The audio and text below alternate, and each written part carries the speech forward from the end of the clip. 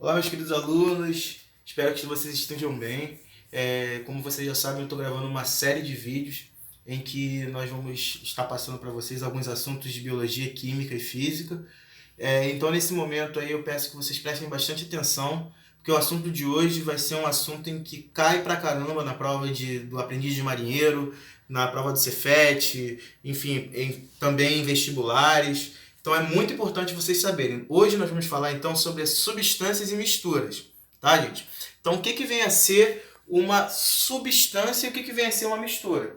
Primeiramente, pessoal, uma substância pura, vai ser aquela que vai ter a temperatura de fusão e ebulição e densidade constantes, ou seja, não vai variar na sua temperatura de fusão, nem na sua temperatura de ebulição e nem na sua densidade. Então vai ser sempre constante.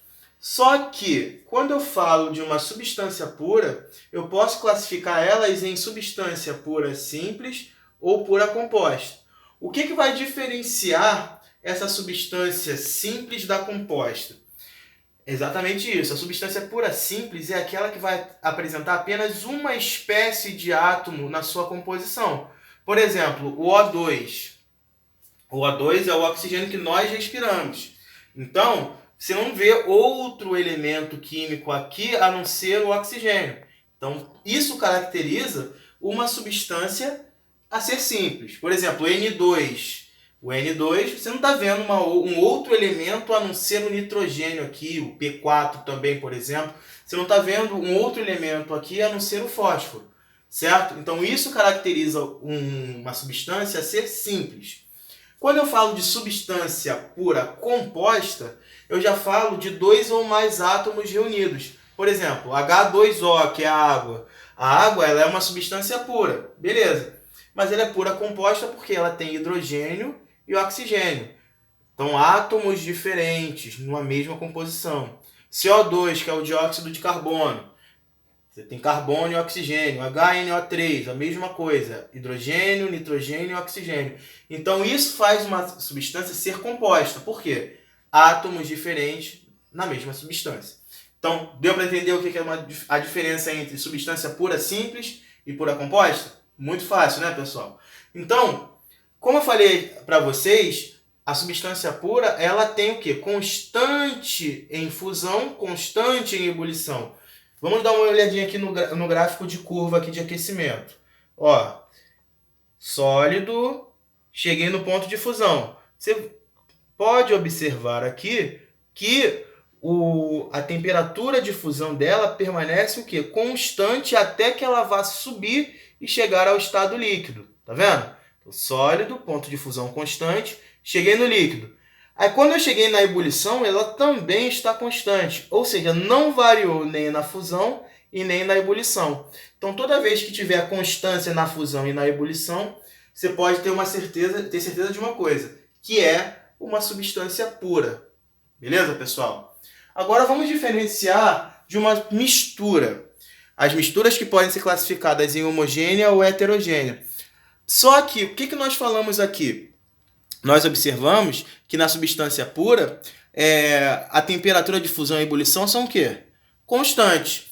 Quando eu falo de uma mistura, temperatura de fusão e ebulição, elas são variáveis, pessoal. Ou seja, elas vão variar, elas vão modificar com o longo do tempo, certo? Isso quando a gente observa no aquecimento de uma substância, isso quando a gente resfria uma substância. Então a temperatura de fusão ela vai variar. Observa aqui na curva de aquecimento das misturas. Quando você pode observar aqui, olha aqui, ó, sólido, fusão, que já variou um pouquinho, líquido, olha a ebulição como é que variou. Não está constante igual na substância pura. Substância pura, constante fusão e ebulição. Olha aqui como é que está a ebulição na minha mistura, certo? E as misturas elas podem ser classificadas em eutéticas e azeotrópicas também, tá, gente? O que é uma mistura eutética? A mistura eutética é quando eu tenho constância no meu ponto de fusão, mas eu vario no meu ponto de ebulição. Então, variou no ponto de ebulição e está constante no ponto de fusão, é uma mistura eutética. Quando eu tenho uma mistura azeotrópica, ela é constante no ponto de ebulição, mas varia no ponto de fusão, tá vendo? Isso é uma mistura azeotrópica. Também posso classificar as minhas misturas em homogêneas ou heterogêneas. O que é uma mistura homogênea? Por exemplo, eu pego água, misturo com sal, NaCl. Coloquei ali, a ponto do sal dissolver quando eu for mexendo na água. Mexi, misturei tudo lá, tudo mais. Vai chegar um determinado momento que você não vai saber o que é água e nem o que é sal, certo? Então, nesse caso, eu digo que é uma mistura homogênea porque ele tem apenas uma única fase. Mas quando eu falo de mistura heterogênea, por exemplo, misturei água e óleo.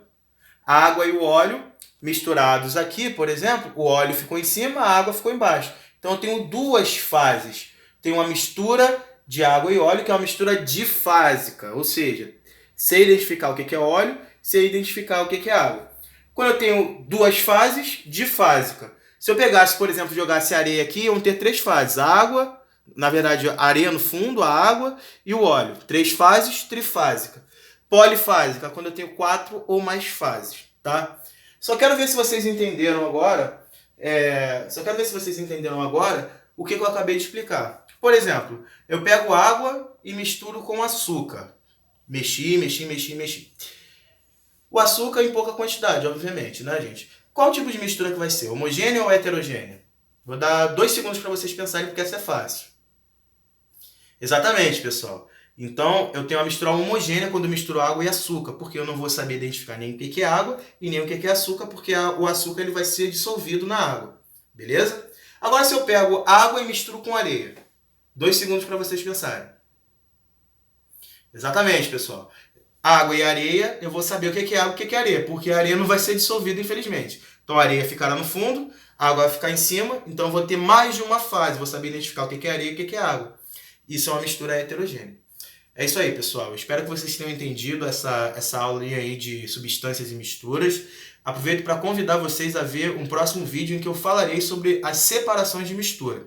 Então, pegue para assistir, assistam várias vezes esse vídeo, façam exercícios, peguem exercícios da internet. Você que é meu aluno, eu vou estar dando uma orientação aí especial para você sobre página de livro, que eu trabalho com vocês.